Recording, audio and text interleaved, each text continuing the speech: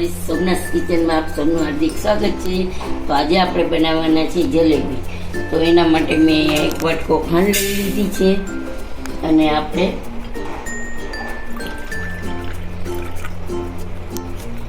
એક વાટકો એટલું છે આપણે પાણી લઈ લઈશું, ખાંડ ઓગળી। અને અહીંયા મેં એક નાનો વાટકો લોટ લીધો છે મેંદાનો। તો આપણે પછી પહેલાં આપણે ચાસણીની તૈયારી કરી લઈ। ગેસ ઓન કરશું। અહીંયા આપણે ચાસણી મૂકી દીધી છે।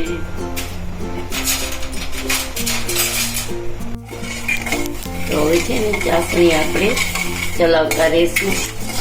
અને આ ચાસણી આપણે બહુ એક તાર કે બે તાર કે એવું કંઈ કરવાની નથી। આ ચાસણી આપણે ખાલી ચીપચીપી રહીએ ને એવી જ બનાવવાની છે।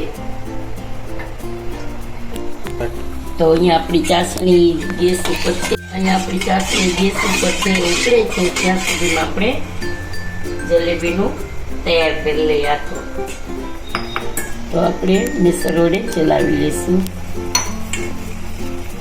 ધીમે ધીમે પાણી નાખશું એટલે ગાંઠા નહીં પડે, એક સાથે પાણી નહીં નાખી દેવાનું।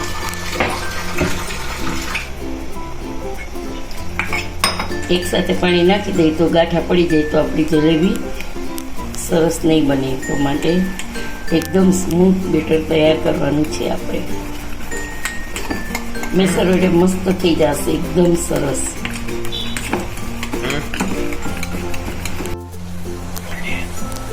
જોઈ શકો છો ગાઈઝ, આપણી ચાસણી રેડી છે। તો અહીંયા છે ને ખાલી ચીપચીપું કરવાનું છે, તાર નથી બનાવવાનો। તો અહીંયા મારી પાસે ફૂડ કલર છે તો એ હું ઉમેરી દઉં છું।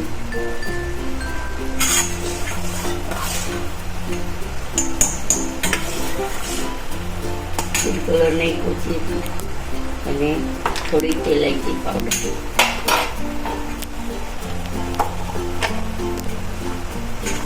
તો જુઓ હવે આપણી ચાસણી રેડી છે। જો આપણી ચાસણી રેડી છે, આવી જ ચાસણી આપણે જોઈ છે। તો આપણે 2 ટીપા લીંબુનું નાખી દઈશું રસ, જેથી કરીને આપણી ચાસણીમાં ખાંડની પરખ ન જામે, એટલા માટે આપણે લીંબુ નાખીએ છીએ। તો ગેસ કરી દીધો છે ઓફ અને આપણી ચાસણી રેડી છે। તો અહીંયા આપણે આપણું બેટર છે એ પણ રેડી છે। તો એમાં આપણે થોડોક બેકિંગ પાવડર નાખી દઈએ, નાની ચમચી। તો જો ગાઈઝ મેં ઘી મૂક્યું છે, તો આપણે શુદ્ધ ઘીની જે જલેબી બનાવવાના છે।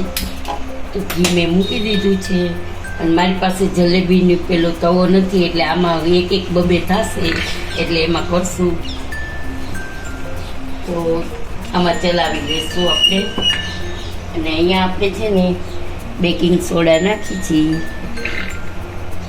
એક નાની સ્પૂન, અને હવે આપણે એને ખૂબ ફેટી લઈશું।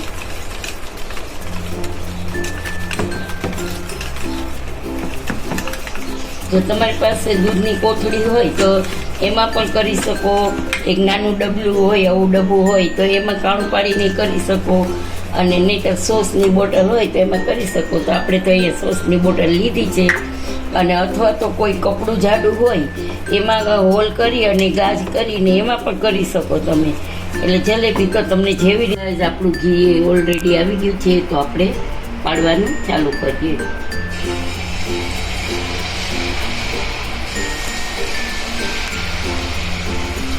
બબે પાડશું આપણે, કારણ કે આ તવો નથી ને એટલે નહીં બહુ મજા આવે। જો જલેબીનો તવો હોય તો એક આરે 3-4 થઈ જાય।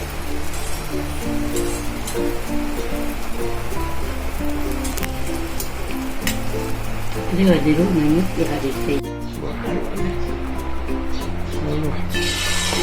તો જુઓ આપણે આવી રીતે એક જલેબી પાડશું, કારણ કે બે આ તવો નથી ને એટલે 2 નહીં પાડી શકીએ આપણે।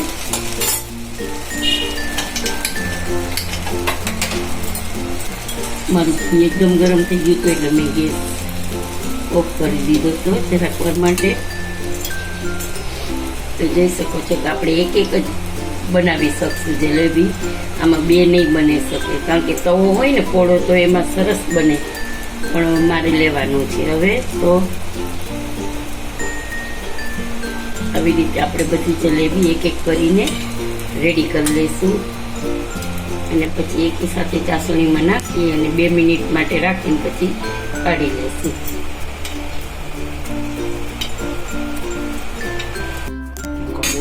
જો ગાઈઝ આવી રીતે આપણે જલેબી એક એક કરીને પાડી લઈશું.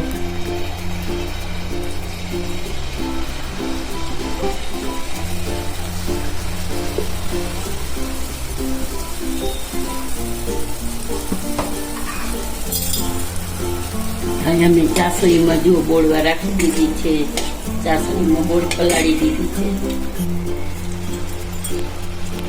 કારણ કે તવો નથી ને મારી પાસે, તો આપણે એક એક જ થશે, સુબે નહીં થાય. એટલે આવી રીતે આપણે આ સોસની બોટલ છે એના વડે આપણે સરસ રીતે પાડી લઈએ. અને તમે કપડામાં કરવું હોય તો કપડામાંય કરી શકાય, જાડું કપડું લઈ લેવાનું. ચલો ગાઈઝ, આપણી જલેબી રેડી છે. જુઓ તમે કેટલી સરસ કરકરીને એકદમ સરસ પોચીને સરસ થઈ છે અને ક્રિસ્પી છે. તો જુઓ એની ઉપર આપણે પિસ્તા, કાજુ અને કેસરનું ગાર્નિશ કરી લઈએ. તો જુઓ આજનો આપણો વિડીયો, આજની આપણી રેસીપી તૈયાર છે. તો આજનો વિડીયો તમને કેવો લાગ્યો તે જરૂરથી જણાવજો. સબસ્ક્રાઈબ કરજો, લાઈક કરજો, શેર કરજો અને કમેન્ટ કરીને જરૂરથી બતાવજો કે જલેબીનો વિડીયો તમને કેવો લાગ્યો. જય શ્રી કૃષ્ણ.